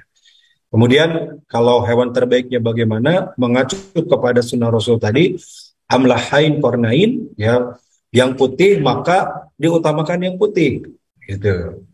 Lebih utama, walaupun warna lain juga boleh. Nah, kemudian juga keutamaan yang ketiga, yang keempat, yaitu berkurban tentu dengan jantan, ya. Kornain yang bertanduk itu berarti jantan. Sederhananya kalau jantan itu tidak melahirkan. Nah, sehingga kalau jantannya disembelih tidak apa-apa, tapi kalau betina disembelih nanti tidak ada yang melahirkan lagi, keberlangsungan hewannya tidak bertambah begitu. Nah, sehingga kalau dikurbankan jantan itu lebih baik dan lebih utama. Begitu Ustaz Tauhid. Masya Allah, ya mudah-mudahan ini juga menjawab pertanyaan dari Sutina 8800 Ustaz kaitan dengan hewan kurban batasan umurnya seperti tadi yang Ustaz sampaikan ya, begitu Ustaz ya. Dan tentunya insya Allah syarat-syarat ini juga Ustaz, kalau yang kaitan dengan mohon maaf ya, kalau marid ya sakit begitu, atau ada pecah begitu orang Sunda ya. Ada itu juga mensyaratkan demikian Ustaz. Ya. Nah, ini ada, saya izin share screen lagi ya. Lebih tegas lagi. Sebelumnya tentang bagaimana hewan kurban yang dianjurkan tadi sudah, kemudian bagaimana hewan-hewan yang cacat ya. Jadi ini jadi penguat insya Allah. Nanti saya sampaikan di kitabnya juga. Jadi cacat hewan kurban itu dibagi menjadi 3. Ada yang mengakibatkan tidak sah untuk dikurbankan. Jadi tidak sah dengan hewan kurban yang masuk kepada 4 jenis ini. Satu, buta dan jelas sekali kebutaannya. Jadi hewan kurban yang buta tidak boleh dikurbankan. Ini tidak sah. Ya. Yang kedua, sakit dan nampak jelas sakitnya. Nah, sekarang kan musim PMK ya, tadi disampaikan oleh Pak Ihsan, kalau dia terpeduli, bersama dengan Dinas Kesehatan, kita juga benar-benar binatang yang tersertifikasi. Ini penting. Tidak hanya urusan kemudian secara fisik saja, sehat tidak sehatnya, tapi ini urusan syariah. Gitu ya. Dalam hadis Rasul menyebutkan yang harus yang sehat. Jadi tidak boleh sapi atau kambing atau domba yang sakit dan tampak jelas sakitnya. Ya, kalau menurut Dinas Kesehatan termasuk MUI memfatwakan kalau masih bisa berdiri, terlihat segar itu masih boleh, sekalipun mungkin terlihat gejala, gitu ya, terlihat ada gejala PMK-nya. Tapi kalau dia sudah terlihat sakitnya, berdiri aja nggak bisa, gitu. Sapi itu hanya bisanya tertidur, tidak bisa berdiri, kelihatan mukanya juga pucat, matanya merah, berair, dan seterusnya, tampak jelas sakitnya, maka ini tidak boleh dijadikan hewan kurban. Pincang dan tampak jelas pincangnya, ya sebegitu tampaknya kakinya hanya 3 atau kakinya 2, atau memang nggak bisa berjalan, gitu. Ya. Kemudian yang sangat tua sampai tidak punya susun tulang belakang, ini sudah tua sekali, biasanya tinggal kulit dan tulang. Kalau dikurbankan, apa yang mau dibagikan, gitu ya, maka membagikan tulang dan kulit saja. Nah jelas ini secara aturan fikih tidak masuk. Kemudian kategori kedua, cacat yang menyebabkan makruh. Jadi ini boleh tapi tidak baik untuk dikurbankan. Kalau mata mah nggak boleh, kalau telinga boleh, tapi makruh. Ya, sebagian atau keseluruhan telinganya terpotong. Saya mungkin ada kalau di kita tuh domba adu, gitu ya. Ketika diadukan terpotong, ini mau nggak ada telinganya, dikurbankan aja. Nah, ini makruh. Makruh itu dari kata karoha, tidak baik, gitu ya. Sesuatu yang tidak baik untuk dikurbankan. Tanduknya pecah atau patah. Ya, ini bisa jadi karena tadi beradu atau karena kecelakaan atau apa begitu. Ini pun makruh, tidak baik. Ya. Kemudian yang ketiga, catat yang tidak terpengaruh pada hewan kurban. Ini boleh dijadikan kurban tapi kurang sempurna. Yang mana selain dari 2 dan 4 tadi, ya. Selain terdapat di atas tidak lebih parah dari itu, maka tidak berpengaruh pada status hewan kurban. Sekarang ada yang ompong 1, gitu ya. Ekornya ada yang rusak. Kalau di tempat tentu untanya bunting tapi ini juga kelihatannya tidak berpengaruh, begitu boleh ya. Atau hidungnya rusak, itu ringan lah, intinya keringanan, rusaknya ringan, maka ini boleh menurut fiqh sunnah. Nah di luar itu artinya tidak termasuk pada 3 kategori ini, maka tentunya itu masuk kepada kategori binatang yang baik yang boleh untuk berkurban. Begitu ya, intinya memang harus yang terbaik ya. Gitu. Baik Ustaz, Masya Allah ya. Alhamdulillah ini dan mudah-mudahan tadi yang sampai Ustaz sangat jelas ya. Dan itu semuanya ada dalil-dalilnya Ustaz ya, yang memang secara sampaian dari Rasulullah juga demikian ya. Ada Ustadz Asep, guru kita sama ini, Pak Dr. Asep, monitor izin bisa bincang ya. Pak Asep, Dr. Asep menanyakan, Ustadz, kalau saat membeli sehat, tapi menjelang pemotongan sakit sampai nggak bisa berdiri, ini bagaimana nih Ustadz? Iya, Ya, Ustaz, kalau karena Alhamdulillah. pada kasus PMK ini, sangat mungkin ini terjadi, Pak Ustaz, Kang Taufik. Betul. Jadi Ya. ini juga antisipasi bagi panitia atau mungkin bagi para sahabat-sahabat yang membeli misalnya di daerah yang lumayan jauh begitu ya. Karena ini juga harus ada fatwa syariahnya gitu, Ustaz. Jadi insya Allah masyarakat itu mempunyai ketetapan hukum. Begitu, Ustaz. Nuhun. Pak Dr. Asep, silakan Ustaz. Ya, kembali ke aturan tadi ya, bahwa kalau dia sakit dan jelas sakitnya, artinya kan masuk kepada kategori poin pertama tadi, catat yang menyebabkan tidak sah.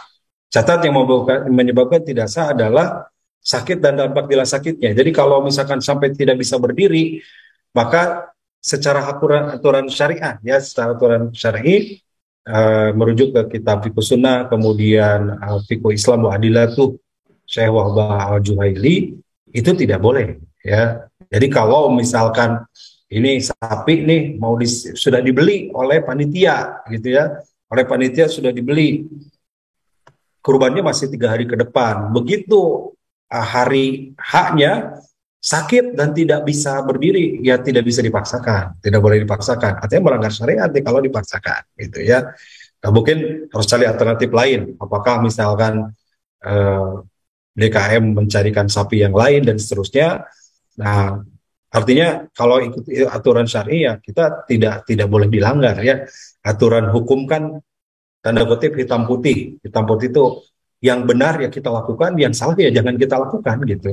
Itu yang menenteramkan ya, kata Rasulullah, ma'amartukum anhu fantahu wa ma nahukum anhu fastanibu. Apa yang aku perintahkan ambil, lakukan, apa yang aku larang jauhi. Nah, ketika Rasulullah menentukan syaratnya seperti itu dan tidak memenuhi syarat, ya jangan kita lakukan gitu. Mudah-mudahan tidak ada ya Pak Dr. Asep yang mendadak. Ya, mudah-mudahan tidak ada, Ustaz. Mudah-mudahan ya. Kalaupun misalnya ada, Ustaz, kalau dari pandemi itu kan ada rukhsah, ada keringanan. Nah, kalau misalnya ini pandemi PMK ini sampai terjadi, apakah ada rukhsah juga, Ustaz? Ya, rukhsah ini memungkinkan kalau ada data pendukung. Ya, misalkan data pendukungnya dari dokter ini aman kalau dikonsumsi. Sekalipun misalkan sapinya sakit, tapi penyakitnya tidak berpengaruh kepada yang mengkonsumsi, itu aman. Nah, ini memungkinkan adanya rukhsah. Tapi kalau tidak aman, dikonsumsi lalu kemudian bisa jadi yang mengkonsumsinya sakit, gitu kan, berakibat kepada yang mengkonsumsinya, artinya ada mudarat yang lebih besar, maka tidak ada rukhsah di situ. Ya, baik Ustaz. Kalau menurut pengetahuan kami para dokter, jadi sampai saat ini belum ada bukti bahwa PMK pada hewan, pada sapi atau ternak lain itu berpengaruh pada manusia ketika dagingnya dikonsumsi. Jadi sampai saat ini tidak ada bukti ilmiah. Jadi boleh dikatakan ketika pengelolaan dan pengolahannya benar, untuk sapi PMK sekalipun sebetulnya ini tidak menularkan pada manusia, Ustaz. Itu yang saya tahu, Ustaz. Ya betul. Jadi saya dengar juga demikian ya Pak Dokter. Jadi menular sesama hewan ya, sesama sapi. Jadi ke manusia enggak. Sebenarnya kalau itu aman dan kondisi tadi ya darurat, artinya sulit lagi nih mencari pengganti. Kemudian waktunya juga sangat terbatas.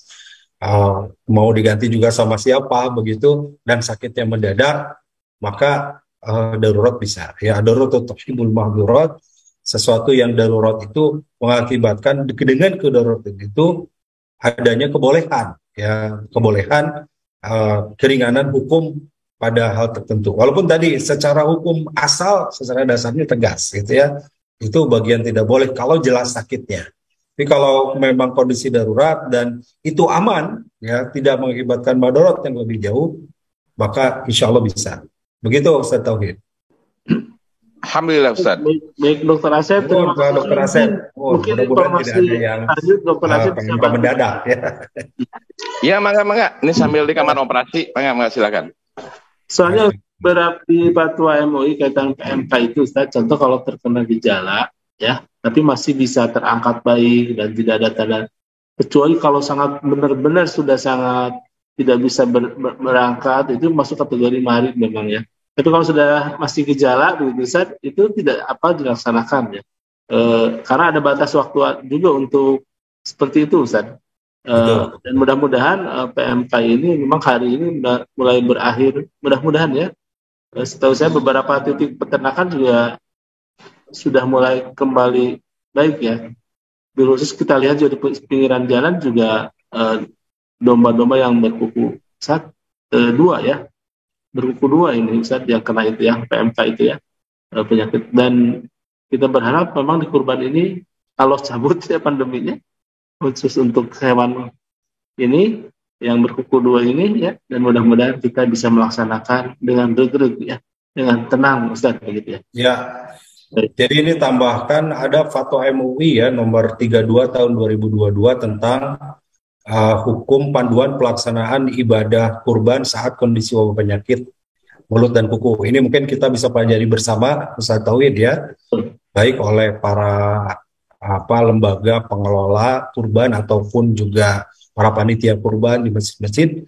Fatwa dari MUI nomor 32 tahun 2022. Jadi memang di situ ada kategorinya ya, seperti misalkan saat gejala klinisnya kategori ringan seperti kondisi lesu, kemudian tidak nafsu makan, tapi dia masih terlihat segar gitu ya, masih bisa berdiri, maka secara hukumnya boleh kalau kita baca di fatwa itu. Kemudian juga ada memang kategori yang secara klinis juga berat gitu ya. Nah, seperti kukunya sampai lepas kan PMK itu begitu ya, Dokter Asep ya. Mungkin bisa ditambahin coba Pak Dokter. Ya, itu yang sangat berat sehingga tidak bisa berjalan, tidak bisa berdiri, kemudian terlihat sangat kurus begitu. Ini di fatwa itu juga disampaikan, maka hukumnya tidak sah dijadikan hewan kurban. Ya, kecuali tadi mungkin kondisi yang sangat-sangat darurat yang di situ ya darurat sekali gitu, nanti berlaku hukum darurat tentunya. Nah, jadi ini bisa dipilih ya, sebagaimana kalau kepada hadis Rasulullah riwayat Imam Nasai itu ada sebuah hadis al-arba'u la yahzuna ya, ada 4 hal yang di situ memberatkan gitu ya, atau ya tadi kategori hewan yang tidak boleh dikorbankan karena berat. 4 poin tadi ya. Al-arwa'u al-bayanu awaluha, yang dia buta dengan benar-benar buta, wal marido al-bayanu marduha, yang sakit benar-benar terlihat sakitnya sampai kurus, sampai hanya kulit dan tulang begitu. Wal arja'u bayanu wal arja'u bayanu dal'uha wal kasiratu allati la tunki. Ya, ini riwayat Imam Nasai. Jadi kategorinya tadi buta, kemudian pincang ya, sakit tampak jelas sakitnya, pincang dan tampak jelas pincangnya, dan tua ya, saking tuanya, al-kasiratu allati la tunki ya, tua sampai tidak punya lagi sesum tulang belakang, maka ini tidak boleh untuk dijadikan korban. Ini hadisnya riwayat Imam Nasai. Begitu Ustaz Termin. Baik. Suruh Ustaz ya, kita mudah-mudahan mendapatkan panduan khususnya di masa pandemi PMK ya, untuk kurban ini ya. Dan fatwa MUI ini bisa dipelajari oleh seluruh lembaga-lembaga penyelenggara kurban tahun ini ya Ustaz. Baik Ustaz, berkaitan dengan pembagian ini Ustaz, karena ada posisi kulit itu seperti apa nih Ustaz, apa boleh dijual? Seperti apa Pak? Karena kan nggak bisa dilihat satuan, katanya begitu Ustaz. Ya, ini memang sering muncul ya terkait dengan kata Ustaz Tauhid 5K ya. Ya, kulit, kaki, kepala, kadut, dan K satu lagi. Gitu ya.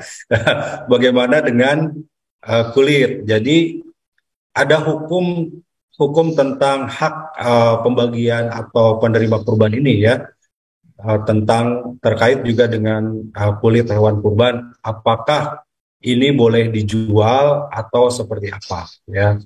Jadi terkait dengan kulit ini boleh dijual dengan syarat hasil penjualan itu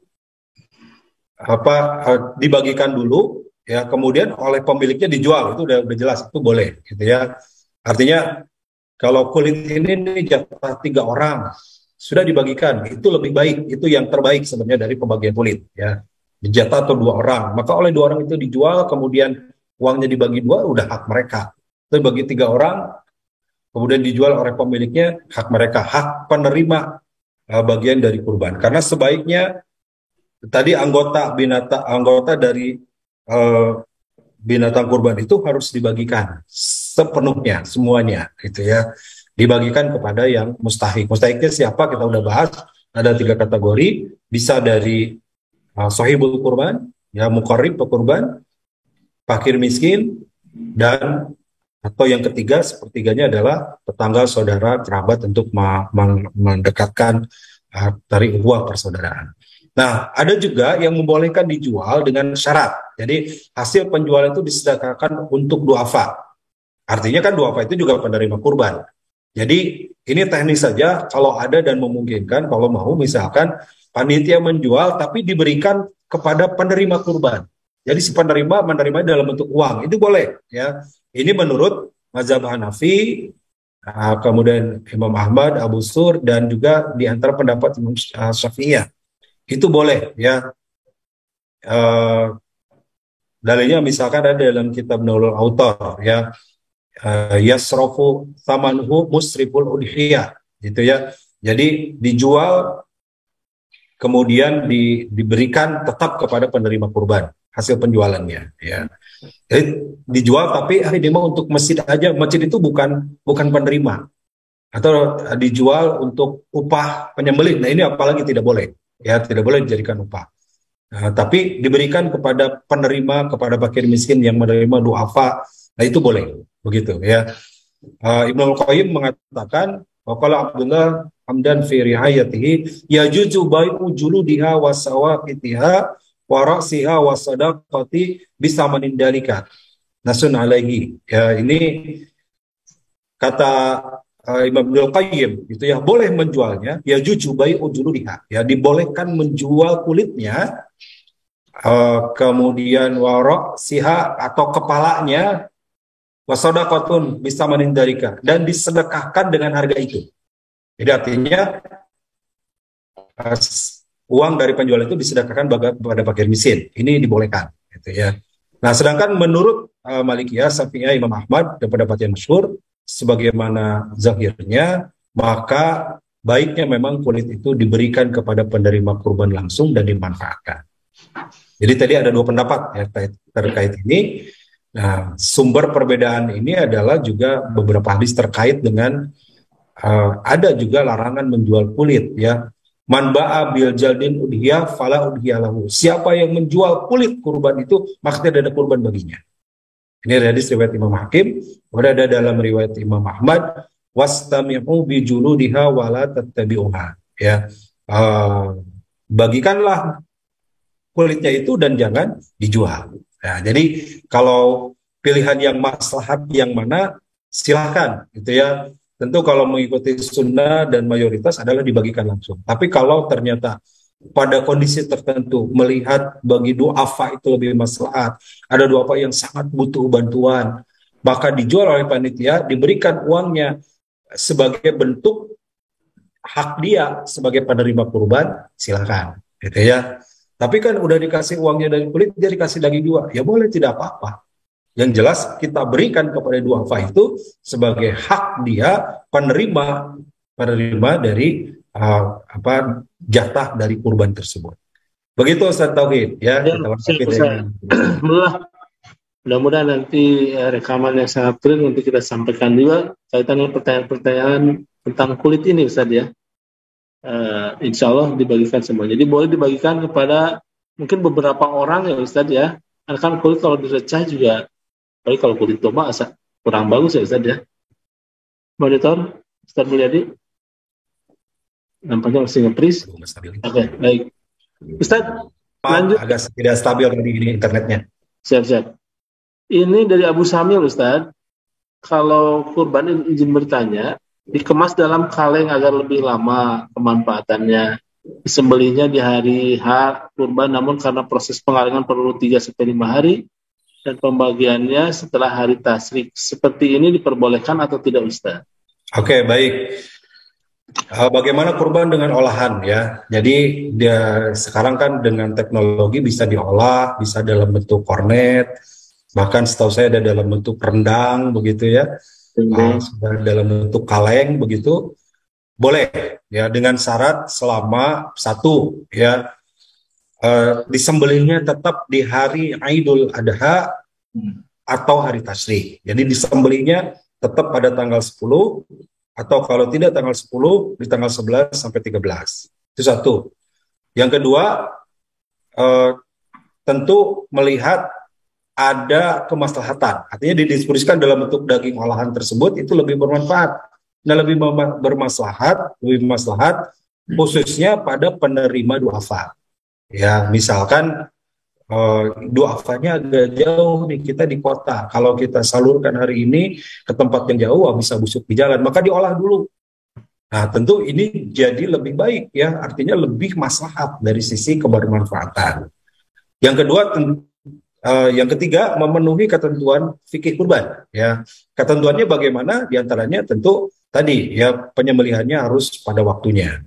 Sehingga boleh kalau dibagikannya, misalkan pengemasan ini nggak cukup sehari 2 hari. Musim kurban dagingnya banyak, dikemasnya harus banyak, beratus-ratus kilo atau berton-ton bahkan begitu. Maka baru bisa dibagikan seminggu kemudian, 2 minggu kemudian. Ini tidak masalah. Sepanjang sekali lagi bahwa dilakukannya di hari Idul Kurban dan hari Tasyrik. Ya, tuntunan hadisnya bagaimana? Dalam hadis riwayat Imam Bukhari dan Muslim yang sering kita bahas di sini ya, Ustaz Tauhid ya. Wa qulu wa'atimu wa dakhiru, ya. Makanlah, kemudian berikanlah dan simpanlah gitu. Ya. Jadi daging itu sebaiknya kalau ya dimakan itu berarti sepertiganya oleh mustahik, oleh muqarrib, atau juga dibagikan kepada yang mustahiknya, yang berhaknya, atau disimpan. Jadi tidak mesti habis dalam sehari ya. Fa inna dzalika amaka nabin nasi jahdu fa aradtu an tu'inu fiha. Ya, sehingga memenuhi kebutuhan orang lain, kebermanfaatan dan sebagainya. Itu terkait dengan menyimpan. Jadi, tapi kan Rasulullah pernah melarang menyimpan lebih dari 3 hari. Ya, lihat asbabul wurud hadisnya. Yaman itu pada waktu itu Rasulullah melarang karena di Madinah pernah terjadi paceklik. Orang-orang banyak yang minta daging. Maka sampai Rasulullah yang masih ada daging di rumahnya keluarkan, bagikan kepada fakir miskin, para duafa yang membutuhkan. Haram hukumnya lebih dari 3 hari ada daging di rumahnya. Itu karena saat itu pada kondisi paceklik. Saat masyarakat orang-orang duafa membutuhkan. Nah, sekarang ketika tidak paceklik, bolehkah kita menyimpan lebih dari 3 hari, bahkan dikemasnya itu sampai 7 hari? Maka boleh, karena al-hukmu yadurul ma'illah. Hukum itu berlaku karena ada penyebab waktu itu. Ketika penyebabnya tidak ada, pacekliknya sudah berakhir, maka tidak mesti lagi kemudian harus dibatasi sampai 3 hari. Kemudian yang kedua, kurban ini nanti ada hikmahnya juga ya. Salah satu hikmahnya tentu adalah bentuk syukur. Sehingga membantu orang lain, membahagiakan orang lain, membahagiakan khususnya para duafa.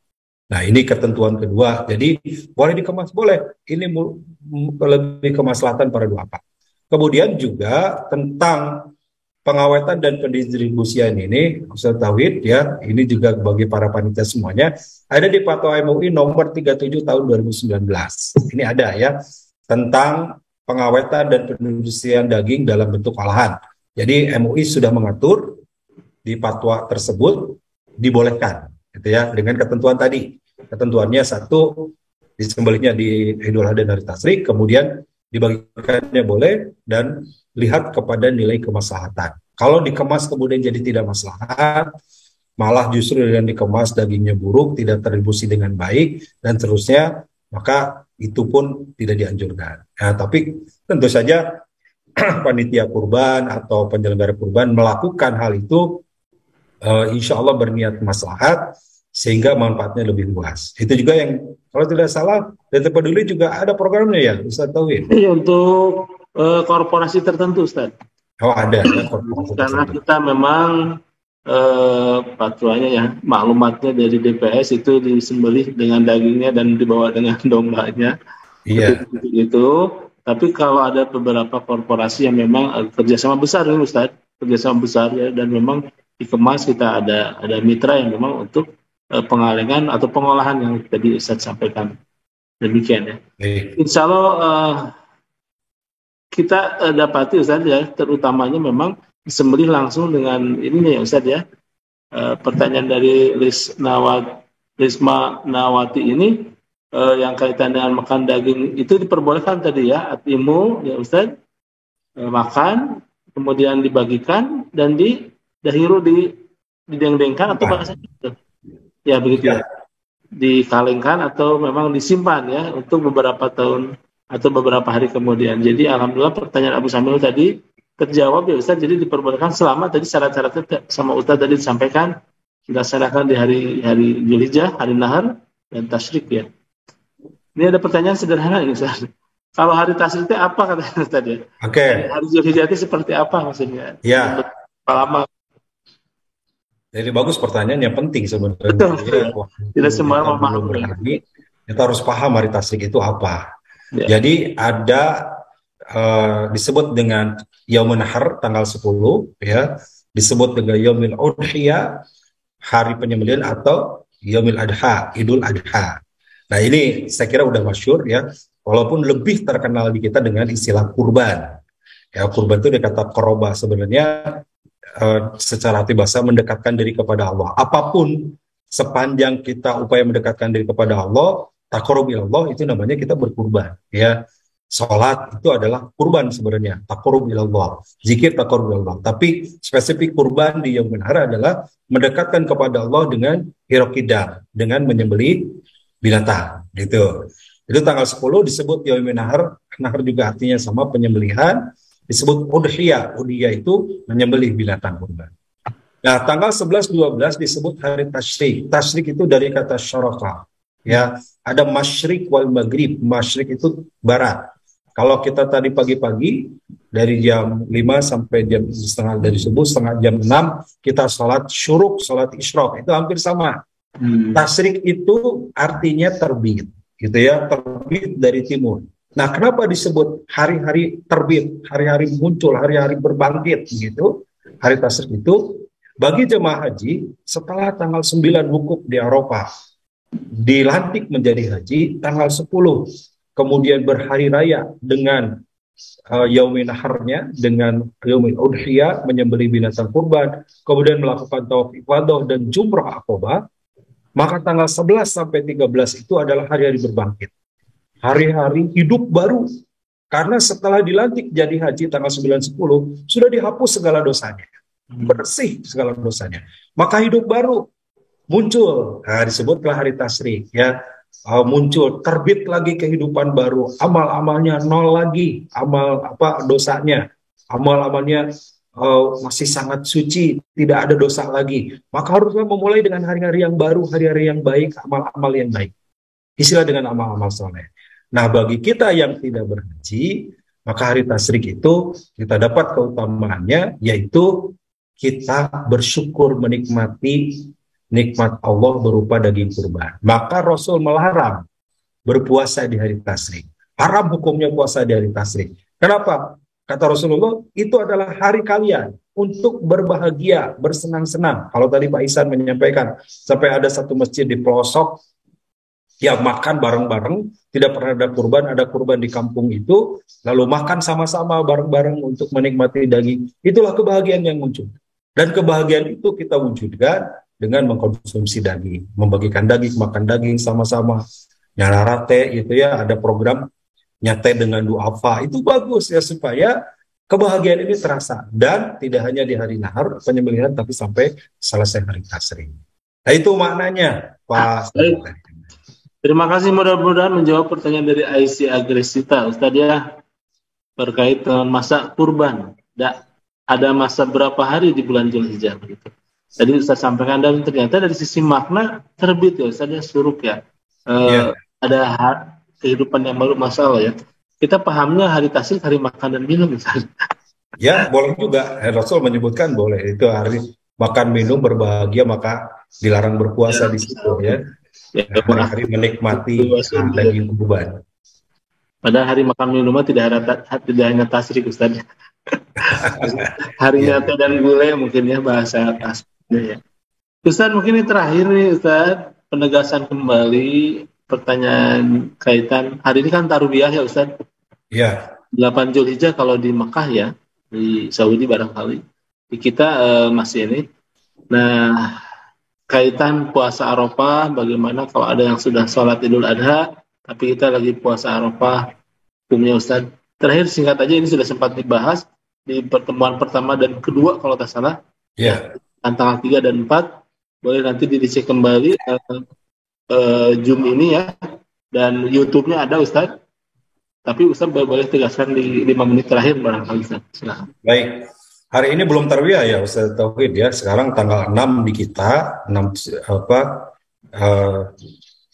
tanggal 6 berarti di sana baru tanggal 7. Tarwiyah mulai tanggal 8 ya. Hari Kamis. Ya masih Jadi hari Kamis baru tarwiyah, kemudian wukufnya hari Jumat. Ya kalau di kita wukufnya tanggal 9-nya hari Sabtu, dan berarti hari Arafah hari Sabtu, dan hari Minggu Idul Adha-nya. Kan begitu. Ya. Hari ini belum. Siapkan boleh jadi gitu ya. Tarwiyahnya besok kalau untuk di Saudi ya. Artinya ini sudah mulai masuk kepada puncak haji ya, karena kalau Indonesia yang mayoritas haji tamattu, artinya memisahkan antara umroh dan haji, mereka sudah umroh menunggu sampai hari tarwiyah. Berarti besoklah puncaknya haji, besok mikot lagi untuk mikot haji, lalu lusa kemudian wukuf ya. Nah, di Indonesia hitungan hisab kita dan ru'yah masuknya tanggal 1 Zulhijjah itu hari Jumat kemarin, berarti tanggal 9 Zulhijjahnya itu hari Sabtu. Berarti tanggal 9 itulah masuk yang bertepatan dengan hari Arafahnya. Artinya di situ kita dianjurkan berpuasa. Kita sudah bahas dalilnya bahwa Rasulullah SAW bersabda ya tentang saum Arafah ini, ya saum Asyura yukaffiru dzunub sanatan. Saum Asyura tanggal 10 menghapus dosa setahun, wa saumul Arafah yukaffiru dzunub sanatain. Sementara saum Arafah menghapus dosa 2 tahun. Sanatul madiyah wa sanatul mustaqbilah. Setahun yang lalu dan setahun yang akan datang. Inilah keutamaannya ya.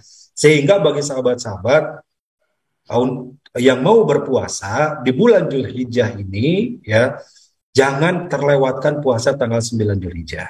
Begitu. Bagaimana mau dari tanggal 8? Silakan. Dari tanggal 1 silakan ya. Karena banyak hadis sebagaimana dari sahabat Abu Hunain yang menerima riwayat dari istri-istri Rasulullah bahwa Rasulullah SAW dia summu tis'ayamin min Dzulhijjah. Rasulullah berpuasa di 9 hari bulan Dzulhijjah, artinya tanggal 1 sampai tanggal 9. Jadi bagi yang tanggal 1 sampai tanggal 9 silakan dilakukan oleh sahabat Ibnu Umar, kemudian para tabi'in, para ulama, Hasan al-Bisri, Imam Hasan al-Bisri, Imam Qatadah dan sebagainya yang melakukan. Yang tidak juga tidak apa-apa. Pokoknya 10 awal ini kita perintahkan beramal soleh. Ya saumnya Senin Kamis aja silakan. Berarti Senin Kamis di awal Zulhijjah ini, Senin kemarin berarti besok Kamis, pahalanya beda dibanding Senin Kamis hari-hari yang lain. Ya. Atau tadi mau tanggal 9 saja. Ya karena saum Arafah menghapus dosa 2 tahun, maka nanti bagi kita yang orang Indonesia hari Sabtu nanti kita puasa sehari, semoga dapat ampunan 2 tahun tadi. Begitu Ustaz Tauhid. Masya Allah Ustaz, turun sekali ini pemaparannya dan juga jawaban-jawaban ya kaitan dengan banyak hal, keutamaan-keutamaan 10 hari ya di bulan Zulhijjah ini. Terus juga tadi kurban dan juga saum dan pelaksanaan ibadah haji. Mudah-mudahan kita semuanya diberkahi selalu Ustaz ya. Amin. Terima kasih atas kebersamaannya. Waktu kita tinggal 5 menit terakhir untuk informasi dari DT Peduli. Mohon disimak melalui video. Jazakumullah yang sudah bertanya Dr. Asep ini. Mudah-mudahan kita bisa berjumpa kembali ya. Jumpa jadi ketemu Zoom terus ya. Mudah-mudahan bisa ketemu dalam keadaan open insya-Allah. Dan semua yang telah berkontribusi membantu acara ini, mudah-mudahan Allah berkahi rezekinya dan berikan kemudahan dalam kehidupannya. Jazakumullah Ustaz Mulyadi dan seluruh manajemen Darut Tauhid yang sudah membantu program ini. Terima kasih. Kita pungkas bersama dengan mengucapkan hamdalah Ustaz. Alhamdulillah. Subhanallahumma wa bihamdika asyhadu an la ilaha illa anta astaghfiruka wa atubu ilaik. Aqulu qawli hadza astaghfirullahi wa lakum. Assalamualaikum warahmatullahi wabarakatuh. Waalaikumsalam. Turun, Ustaz. Silakan. Nuhun. Ya.